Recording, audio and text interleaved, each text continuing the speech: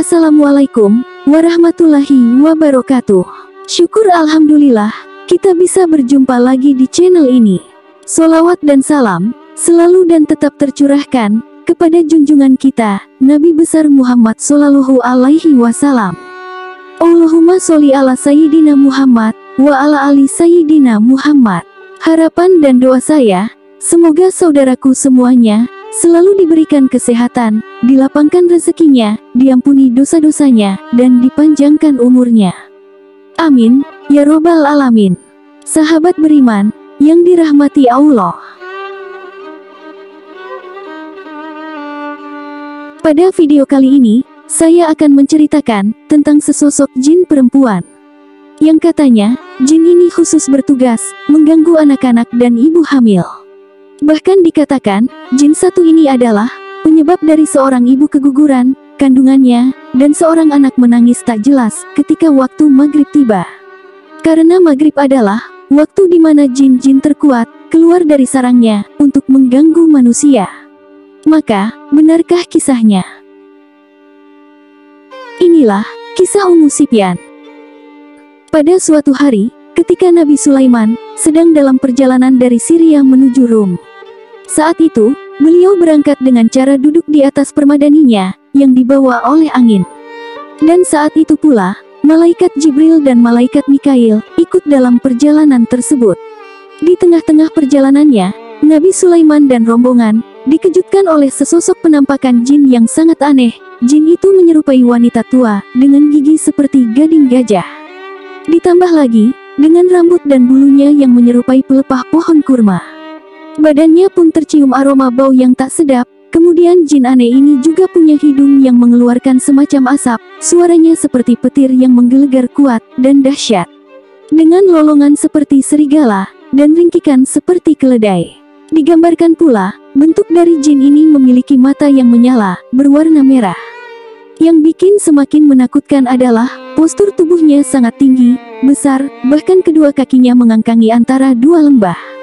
Karena sosoknya yang seperti itu, Nabi Sulaiman terkejut, hingga beliau bersujud kepada Allah Subhanahu wa Ta'ala.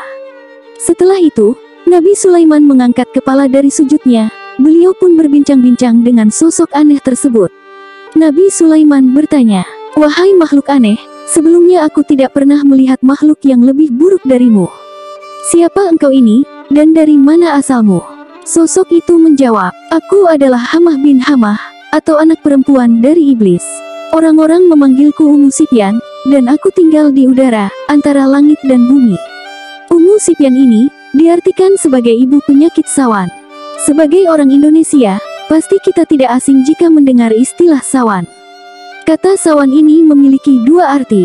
Yang pertama, orang-orang dulu mengartikannya sebagai kemasukan roh halus, yang biasanya terjadi pada bayi, usia di bawah 2 tahun.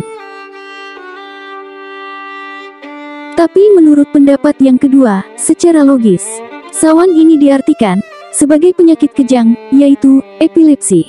Lalu, Nabi Sulaiman lanjut bertanya pada Ummu Sufyan. Beliau berkata, "Lalu manusia seperti apa yang biasanya engkau ganggu?"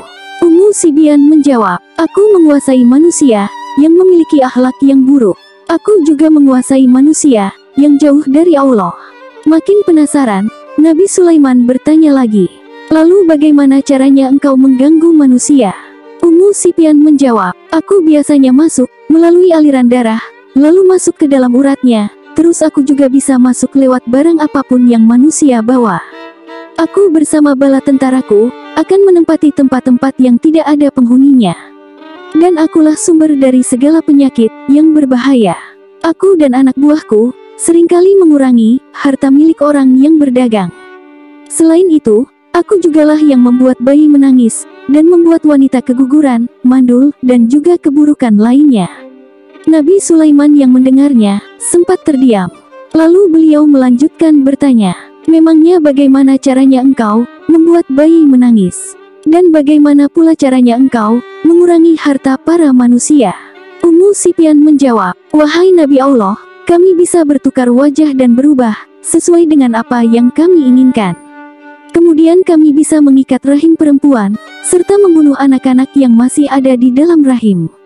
Kami masuk ke perut, lalu menendang bayi yang masih di dalam rahim, hingga si ibu keguguran.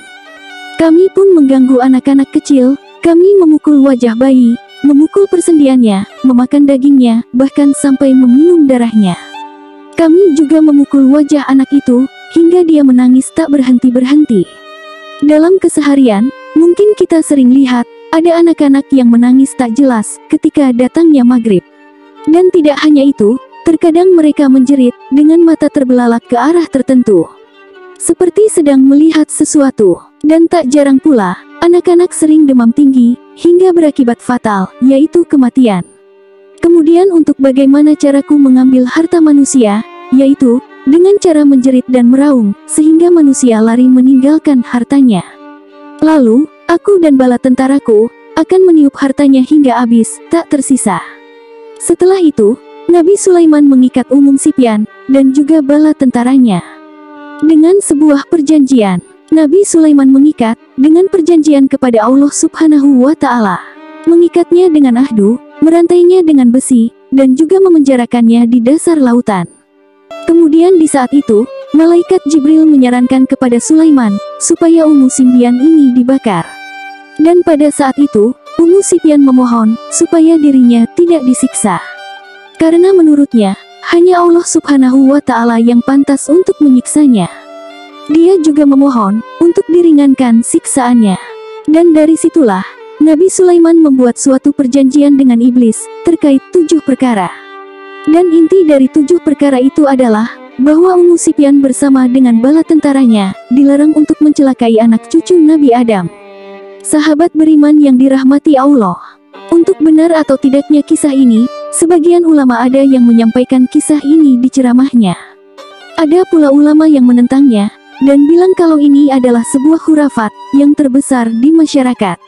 Salah satu hadis Nabi Shallallahu Alaihi Wasallam ada yang berbunyi, barang siapa yang dikaruniai seorang anak, lalu dia mengazani pada telinga kanannya dan beri qomat pada telinga kirinya, niscaya anak itu tidak akan dimudaratkan oleh Ummu Sufyan.